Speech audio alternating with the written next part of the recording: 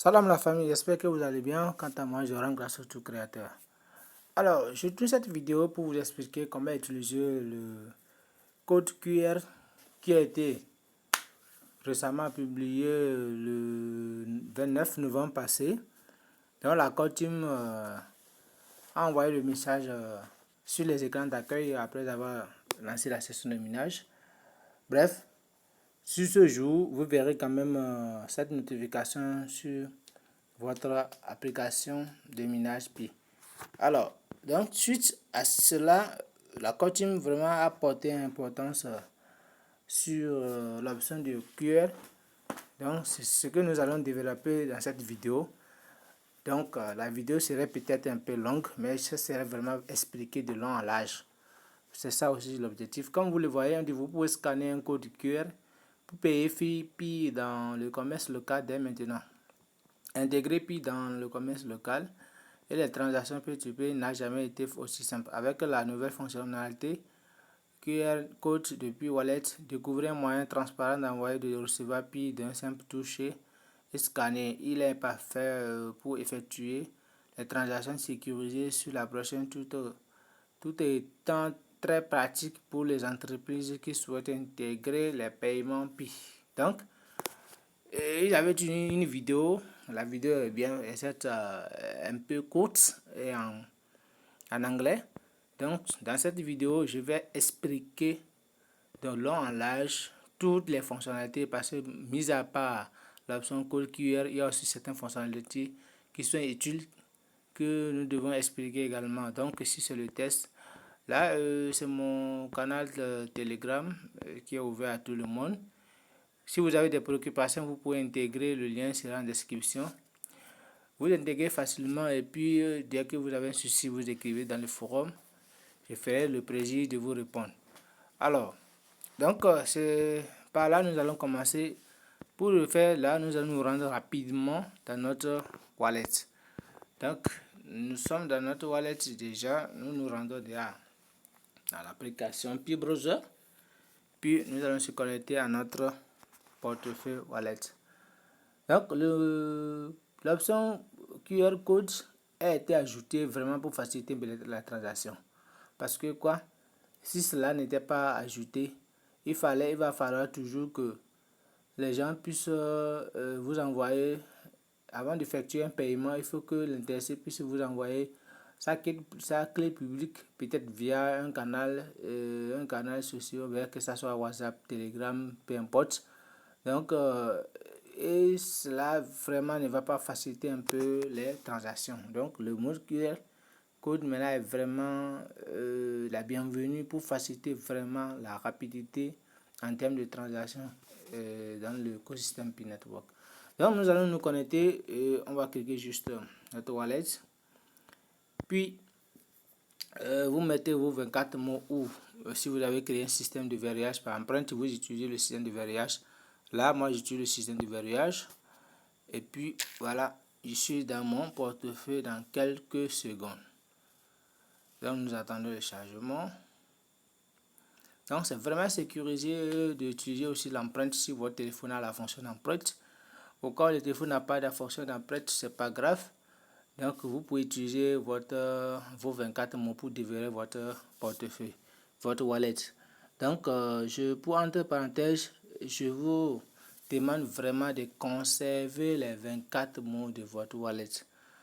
C'est très très important.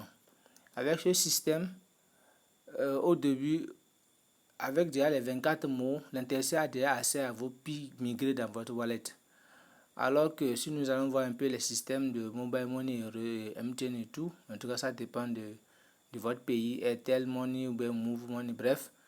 Avec ce système par exemple, je peux connaître votre mot de passe du compte Momo ou c'est pas de compte.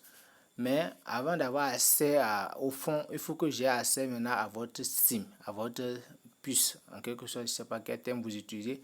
Donc, je dois avoir votre SIM avant de pouvoir effectuer une transaction, une opération sur le compte. Mais par contre, avec déjà le Web3 ou avec la décentralisation, il suffit que l'intéressé ait votre phrase secrète, automatiquement, il a accès à vos fonds. Par exemple, si c'est MetaMask, il suffit qu'il ait les 12 mots. Si c'est Trust Wallet, il suffit qu'il ait également la phrase secrète. Donc, c'est pareil également ici. Si l'intéressé a déjà les 24 mots, il a déjà accès à vos pi qui ont été migrés dans votre wallet si entre-temps c'était à faire. Donc, c'est vraiment très important que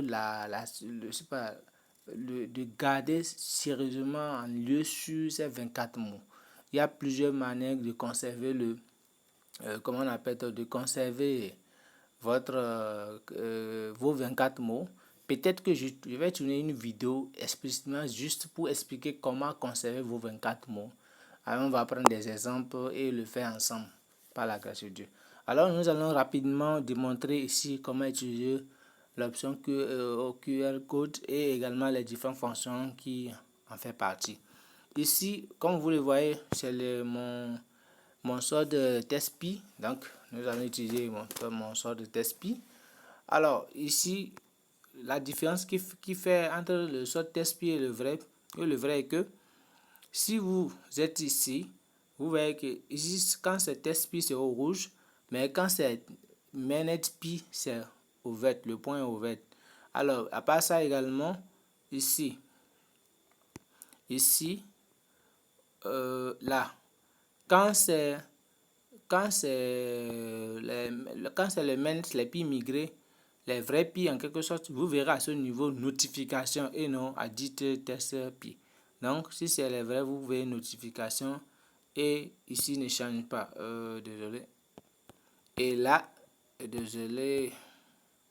Voilà, et ici ne change pas, c'est comme ça. Mais c'est ici, quand il s'agit des vrais pi, vous verrez notification au lieu de cette option. Alors, à part cela, concernant la clé publique, c'est ça ici, c'est ça qui est la clé publique. Donc votre clé publique, c'est ça qui est là. La clé publique est unique pour tous les deux sortes. Autrement dit, pour les tests pi et pour les pi manette. Donc, si vous envoyez les tests pi, ça vient sur la partie test pi. Si vous envoyez les vrais pi, ça met les vrais pi sur le sort des vrais pi. Donc là, il n'y a pas de souci, c'est le même clé publique que ça prenne en compte en fait. Alors ici, nous allons commencer déjà. Là, nous allons cliquer sur envoyer ou recevoir en quelque sorte. Donc vous cliquez là une fois. Voici en quelque sorte les trois options que nous allons essayer d'expliquer. Nous avons ici scanner QR, notre option de QR. Nous avons ceci que nous allons expliquer. Et à ce niveau également, nous allons expliquer. Comme vous voyez ici, nous allons expliquer tout. Alors, passons à l'étape de scan ou afficher le QR. Alors, ici, dès que nous allons cliquer sur scanner, là, nous avons trois fonctions. Vous pouvez le voir, trois fonctions. Ici, nous avons scanner. Là, nous avons mon code. Ici, nous avons ajouté un contact. Alors, scanner, c'est quoi? Scanner, c'est au cas où vous avez acheté un produit et que vous voulez effectuer le paiement. Donc, l'intéressé soit si c'est que l'intéressé a un compte, l'intéressé, soit il a imprimé son code QR, il a affiché dans sa boutique ou dans son magasin. Donc, vous scannez juste le code. Supposons que c'est le code qui est l'interrupteur là par exemple. Donc, nous allons scanner.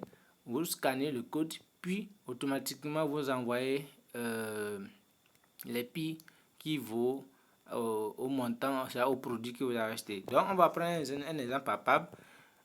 Ici, un instant, nous allons essayer d'exécuter automatiquement. Voilà, ici, voici un exemple d'un téléphone, que nous allons essayer d'utiliser le code QR. Donc, comme vous le voyez ici, nous allons scanner. Donc, supposons que j'ai acheté un produit. Voilà, je viens de scanner comme vous le voyez. Supposons que c'est moi qui ai acheté un produit chez le propriétaire de ce téléphone. Donc, pour lui envoyer les pi, il suffit que lui il rentre dans l'option scan QR. Au lieu de cliquer sur scan, lui va cliquer sur mon code. Voilà, il va cliquer sur mon code. Je vais faire un peu retour pour expliquer d'abord. Voilà, donc quand moi je vais effectuer le paiement, lui quand lui va se connecter, il va cliquer ici. Donc, il va cliquer sur mon code. Comme ça, moi, je scanne son code pour lui envoyer les prix. Donc, si c'est moi qui est le vendeur, quand l'acheteur lui va acheter mon produit, donc pour le paiement, moi, je clique sur mon code et puis lui, il clique sur scanner. Et là, il scanne le code, mon code à moi, puis il saisit le montant directement et m'envoie le montant. Donc, nous allons reprendre.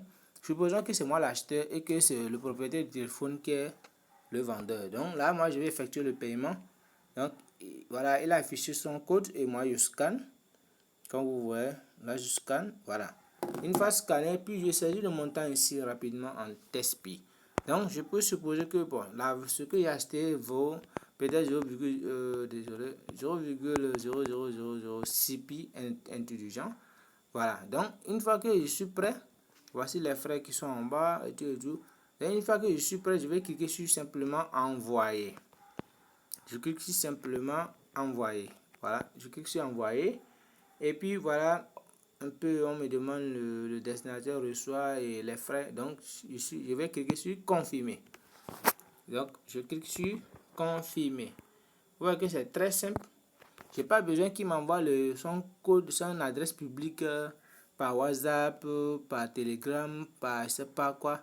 Bref, il suffit qu'on utilise l'option QR code et puis moi je scanne ou c'est lui qui, bref, vice versa quand même. Et l'envoi est rapide, très sécurisé et très rapide. Comme ça, il ne va pas, si supposons que c'est moi qui, voilà, transfert reçu. Supposons que c'est moi le vendeur. Donc au lieu que je prends le numéro du client pour envoyer le code QR par WhatsApp, et tu vais faire même pareil pour tous les clients, ça va devenir très très long. Donc j'imprime le code QR, j'affiche sur dans mon magasin. Quand quelqu'un achète, il scanne, il m'envoie, il vient me montrer la capture d'écran. Moi, je vérifie chez moi que c'est venu. Et puis, le paiement est fait. Voilà. Donc, comme je le disais ici, vous utilisez ce bouton. Voilà, vous utilisez ce bouton quand c'est vous qui voulez effectuer le paiement. Donc, vous utilisez ce bouton quand c'est vous qui voulez recevoir. Ici, c'est quand vous voulez envoyer. Ici, c'est quand vous voulez recevoir. Donc, quand c'est vous qui voulez recevoir, vous utilisez ce bouton. Celui qui veut vous envoyer scanne votre code QR et puis il vous envoie en tout cas vos pi. Maintenant, ici, le bouton ajouter un contact, normalement, est censé en quelque sorte ajouter les contacts de vos pi wallet. Mais actuellement, le bouton ne fonctionne pas. J'ai essayé une fois, ça n'a pas marché. Ça ne bouge pas en quelque sorte. Donc, si vous voulez, on peut essayer. Je vais utiliser mon scanner. Je vais supposer comme si, par exemple, vous voyez ici, voilà, je vais supposer comme si je vais scanner ici. Et vous voyez, j'ai cliqué à ce niveau, j'ai cliqué sur ajouter un contact. Donc, je vais essayer de scanner, vous allez voir. J'ai essayé ça, ça n'a pas marché. Alors que quand je bouge sur, ouais, ça ne marche pas, ça ne marche pas. Alors que quand je bouge sur mon code, par exemple, j'ai déplacé sur mon code, automatiquement, ça prend. Vous voyez, automatiquement, ça prend. Donc, c'est un peu ça la différence. Et c'est ça l'importance comment on appelle, de l'option QR, voilà, code QR. Donc, ici, j'envoie encore, j'ai les petits tests, donc j'envoie. Alors, une fois déjà ces étapes que vous avez déjà compris, c'est déjà facile. Vous pouvez utiliser l'option QR facilement pour effectuer vos paiements et c'est très facile.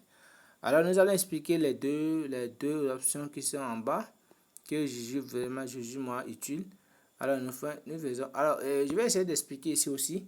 Dès que vous êtes sur cette fenêtre à ce niveau et que vous voulez faire retour, dès que vous cliquez ici, normalement c'est ici que vous allez cliquer.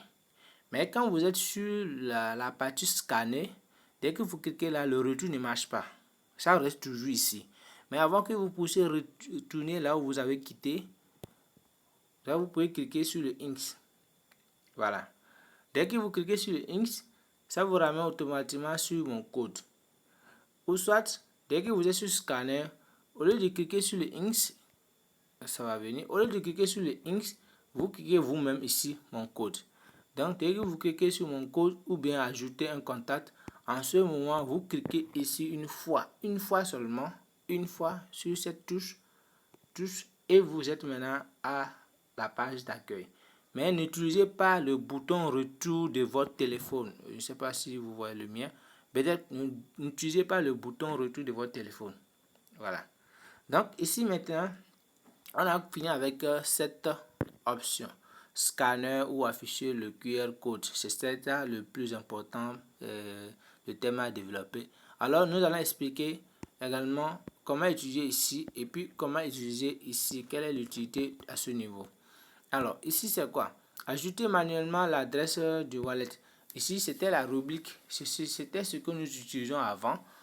Là, il faut que l'intéressé vous envoie forcément son adresse, sa clé publique par WhatsApp, peut-être pas un canal quand même avant de pouvoir. Donc vous copiez, vous collez ici.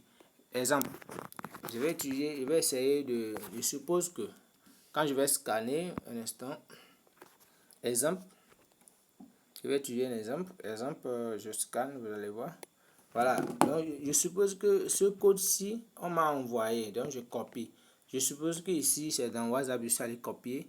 Donc si je vais maintenant envoyer, j'utilise le système ajouter manuellement. Je clique retour, je clique mon code, puis je clique retour une fois. Voilà, donc je clique maintenant ajouter manuellement ici. Donc je clique là, et puis ici je colle l'adresse. Et je saisis sur le montant à envoyer, puis j'envoie. Donc je saisis le montant à envoyer, puis j'envoie 5. Voilà. Donc confirmer. Et puis j'envoie, comme vous êtes en train de voir, j'envoie simplement. Alors, pour rappel, il y a un convertisseur Fiat qui respecte la valeur consensuelle que vous pouvez utiliser dans vos différentes opérations. Autrement dit, si vous voulez acheter ou vous voulez vendre un article qui vaut 5000 francs CFA et que vous voulez savoir que 5000 francs CFA vaut combien en pi, il suffit de rentrer sur l'application, sur le pi converteur, puis vous saisissez le montant en francs CFA et ça sort automatiquement la valeur qui correspond en pi. Donc j'ai déjà réalisé une vidéo qui explique ça. Vous pouvez la retrouver parmi dans la chaîne.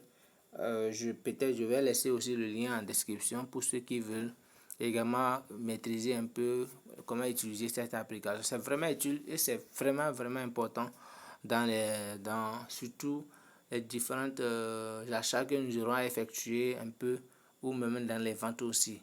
Voilà. Donc ici c'est déjà expliqué. Nous allons maintenant voir comment utiliser ici contact du wallet. Pour expliquer un peu, pour juste expliquer un peu bref, ici c'est en quelque sorte, c'est comme si vous voulez effectuer un dépôt, ne serait que MTN, Move ou Certis ou Airtel ou je sais pas, bref, ça dépend de votre pays comme je l'ai dit. Donc il suffit avant d'effectuer une opération, il faut dans un premier temps avoir le code, le numéro Momo ou le numéro qu'il a ouvert un compte avec. Donc ici, ça vous permet automatiquement d'avoir la liste des wallets de votre famille, de votre entourage, qui peut-être dans l'avenir ou je sais pas qui que vous aurez besoin de leur wallet pour les envoyer, ne serait que peut-être pour assistance ou pour paiement et tout, voilà. Donc ici vous avez la possibilité d'ajouter en même temps quoi les wallets, les clés publiques de vos connaissances. Donc vous avez vous pouvez l'ajouter facilement. Comme vous voyez ici, j'ai ajouté ceci et nous étions en formation dans une plateforme où on avait également ajouté certaines. Donc dès que vous ajoutez pour envoyer, vous cliquez simplement vous cliquez. Exemple, je vais cliquer ici, vous allez voir. Désolé. Donc exemple, je vais cliquer sur bon, pourquoi pas ici. Je vais cliquer sur ambassadeur ici comme vous le voyez à ce niveau. Voilà, je vais cliquer dessus. Dès que je clique, si je veux envoyer directement, je clique sur la flèche là. Si je veux envoyer directement, mais si je vais modifier ou avoir un peu les détails, je clique au milieu ici. Donc si je suppose que je vais envoyer, je clique sur la flèche ici, puis je saisis le montant et j'envoie. Alors, si je veux avoir des détails, je clique au milieu ici. Je clique au milieu. Et puis, voici un peu les détails, le nom et tout. Après ça, le nom de wallet et l'adresse du wallet. Donc, si je veux copier, je copie. Si je veux l'envoyer, je clique ici, envoyer. Envoyer ici, demander, puis il n'est pas encore opérationnel. Et voilà. Si je veux juste modifier aussi le nom, là aussi, comme j'ai écrit top ambassadeur, et si je veux modifier le nom, je clique ici sur éditer. Et puis, ça me donne accès également à modifier le nom. Et si entre temps il avait peut-être changé le wallet, je vais également changer le wallet, l'adresse que chaque wallet. Et puis, je clique terminer si j'ai terminé. Donc, je clique ici retour. Je clique retour. Alors, comment ajouter les contacts du wallet comme ça? Il suffit que l'interface vous envoie sa clé publique. Un exemple, nous allons partir dans un groupe rapidement. Je vais copier un. J'espère que ça ne va pas me prendre du temps. Excusez-moi quelques instants. Ici, ouais. Un instant. Ok. Je crois que j'étais quelque part. Voilà, ici. Donc, ici, je suppose que c'est une connaissance à moi qui a envoyé ce portefeuille. Donc, un instant. Ah, oui, ici, merci. Voilà, là, je vais copier son adresse seule. Bon, oui, je copie son adresse seule, je copie et puis je supprime. Je vais garder le nom. Là, je suppose que c'est une connaissance à moi. Donc, il m'envoie et je copie. Dès que je copie, je reviens ici. Une fois ici, un instant. J'attends que la page puisse se charger rapidement.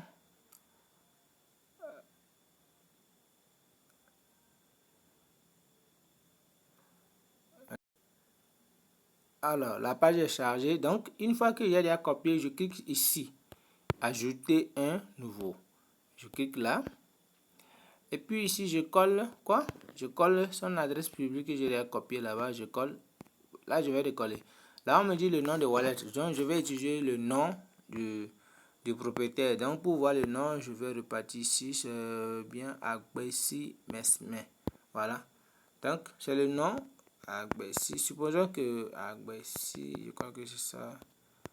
Mais si je ne me trompe pas un instant. Agbesi Mesme. Ouais. D'accord. Il n'y a pas A ici. Voilà. Donc, comme vous le voyez, là, je suis en train de vouloir ajouter déjà ce contact parmi mes wallets. Comme ça, pour les prochains envois, facilement, je clique directement sur son nom. Et puis, je choisis le montage, je l'envoie. Donc, je clique sur ajouter. On me demande si je veux vraiment ajouter. Je clique sur ajouter un nouveau. Voilà. Donc, là, on dit contact créé. Un nouveau contact de wallet a été créé. Voilà. Donc, je vais décréer ça. Comme vous voyez, c'est ça qui est là. Ici. Voilà. C'est ce que je viens de créer. Donc, si je veux l'envoyer depuis, je clique sur la flèche là, ici. Puis, je saisis le montant. J'ai mal cliqué. Sur la flèche ici. Voilà. Puis, je saisis le montant et puis j'envoie. Et puis, j'envoie. Je clique confirmer.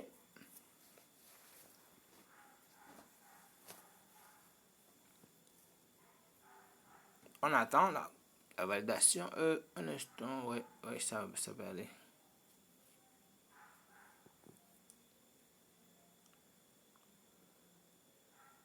Voilà, transaction reçue, donc je fais que je suis là. Alors, donc si je veux supprimer un numéro, je clique dessus, je clique supprimer, je clique là, je clique dessus.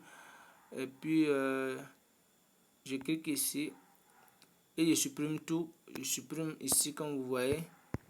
Non, voilà, je supprime et je clique supprimer le contact. Donc, c'est très simple.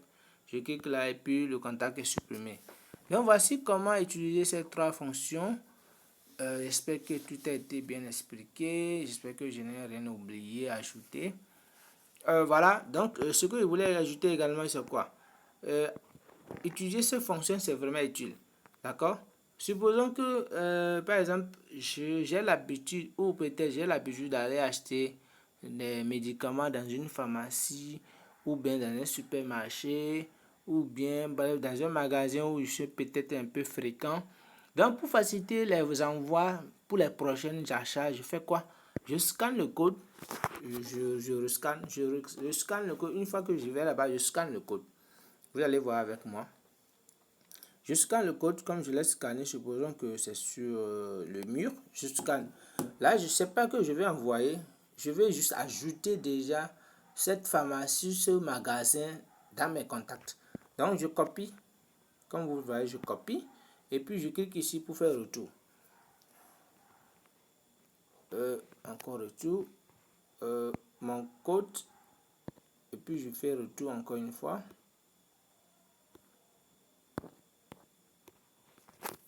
Un instant. Vous cliquez ici pour faire le retour. Un instant.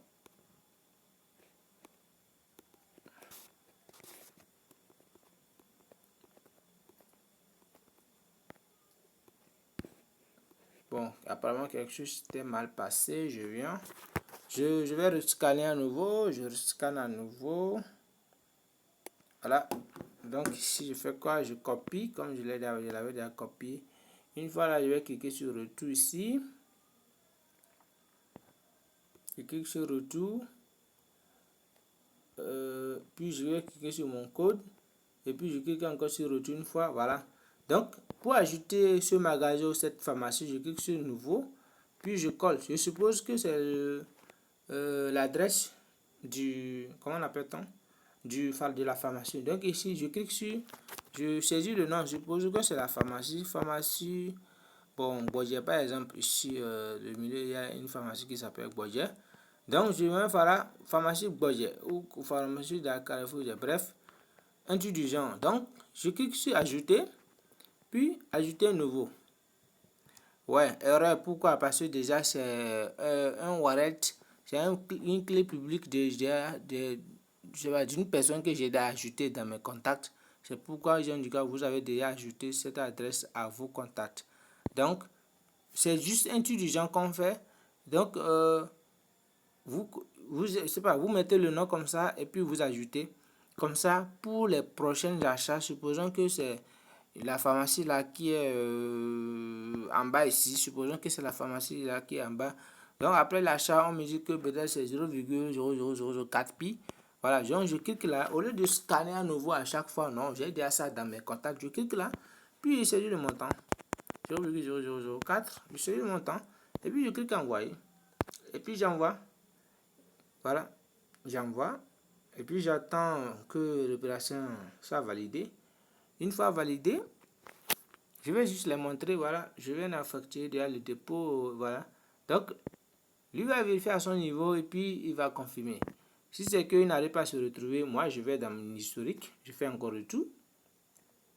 Je vais dans l'historique, voilà l'historique, c'est ça que je vais payer ici, je vais effectuer le site de l'opération. Et voici leur adresse publique ici, sur lequel j'ai envoyé.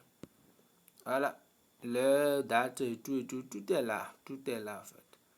Donc voici comment utiliser le code QR et les différentes options, surtout pour faciliter un peu les envois. Vous voyez, donc la Code Team travaille vraiment de jour et nuit pour faciliter vraiment accès à toute personne sur comment utiliser ces PSP. Donc même le plus dernier, dernier illettré, ils peuvent maîtriser à le faire. Ce n'est pas vraiment compliqué. Il suffit que vous y croyez et que vous voulez vraiment comprendre et vous pouvez vraiment le faire facilement. Comme je le disais, la vidéo serait un peu longue et je crois qu'elle est déjà longue. Donc, je crois que nous allons arrêter à ce niveau.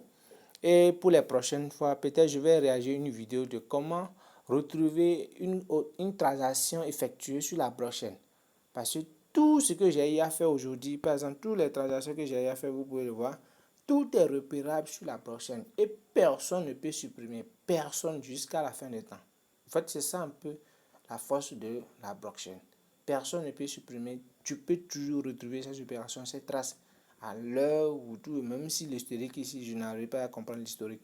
Il suffit que je trouve en tout cas, bref, je trouve quelque chose et de l'opération et je me rends sur la blockchain, je peux retrouver mon opération là. Donc, je vais réaliser une vidéo de comment retrouver une transaction effectuée sur la blockchain. Par exemple, bon homme qui disent que j'avais mes pieds dans mon wallet et que après tout, j'ai pas retrouvé mes pieds, bon, un truc du genre.